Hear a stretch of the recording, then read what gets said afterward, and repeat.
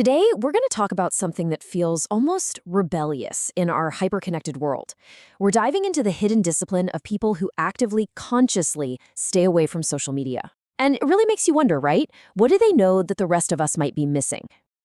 So let's just start with a really provocative question. What if the most productive people, the most creative, the most focused people, are actually the ones who are the least connected, at least, digitally? It kind of goes against everything we're taught to believe, but that's exactly what we're going to dig into. You know the feeling. We all do. That constant buzz in your pocket, the endless scroll that just kind of happens without you even thinking about it. It's this digital noise that fills up every single spare moment of our lives. But inside all of that chaos, there are these people, this enigma, who seem to be absolutely thriving by intentionally stepping away from it all. So how on earth do they do it? What are their secrets? Okay, so be honest for a second. When you think of someone who isn't on social media, what's the first thing that pops into your head? Because if you're like most of us, you've probably got some immediate assumptions. So before we can get into their actual discipline, we first have to tackle those stereotypes and separate what we think is true from the often surprising reality. Yeah, this is the big one, isn't it? The standard picture that comes to mind is someone who's totally isolated, has no clue what's going on in the world, and is just completely out of the loop. It's the go-to assumption for sure. But what if that picture is just completely wrong? Well, this is where the script gets completely flipped. The myth is that they're uninformed. The reality, they actively curate their information diet, choosing quality over just sheer quantity. The myth says they're isolated. In reality, they often cultivate much deeper real-world connections. And they're not anti-technology. Not at all. They are just incredibly intentional with it. You see, it's not about rejection. It's all about deliberate selection.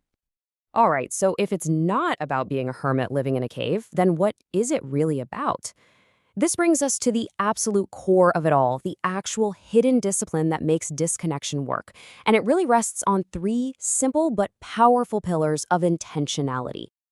These three pillars, they sound simple, but they are profound when you put them into practice. First up, value your attention like it's the most precious thing you own. Second, consciously choose what you let into your brain.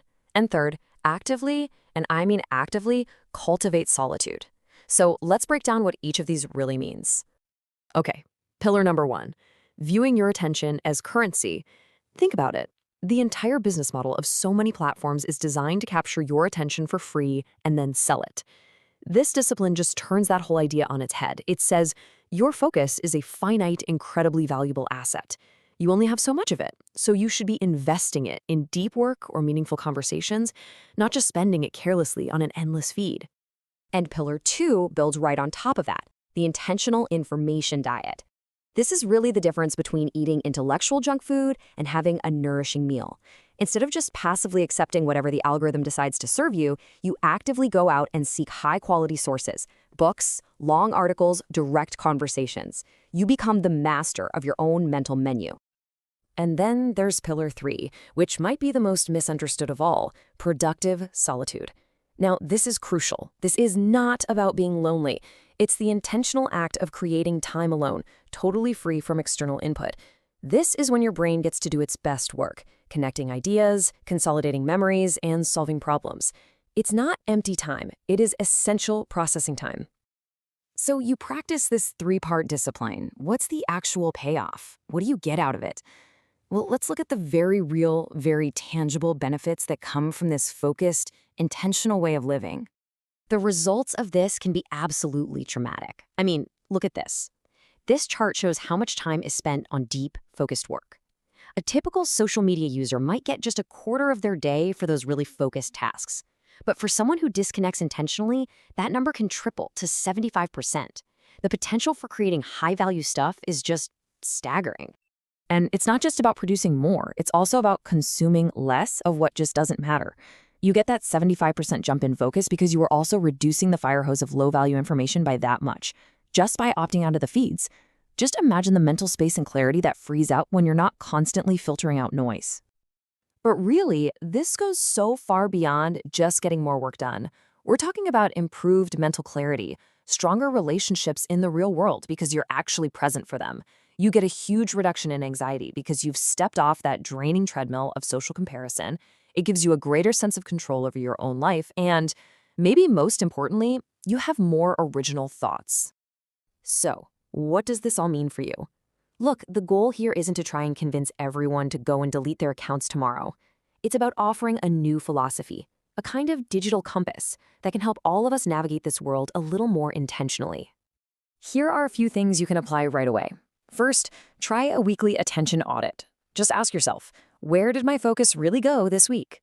Second, schedule disconnection blocks right into your calendar, just like you would a meeting. Third, try replacing just 1 hour of scrolling with 1 hour of reading. And finally, the big one, consciously choose your information sources before they get chosen for you. And that leaves us with one final thought to really chew on. The conversation is almost always about what you would lose by disconnecting. But maybe the real question we should be asking is this: what is the one thing? More creativity, a deeper relationship, a new skill? What's the one thing you would gain if you simply chose to disconnect?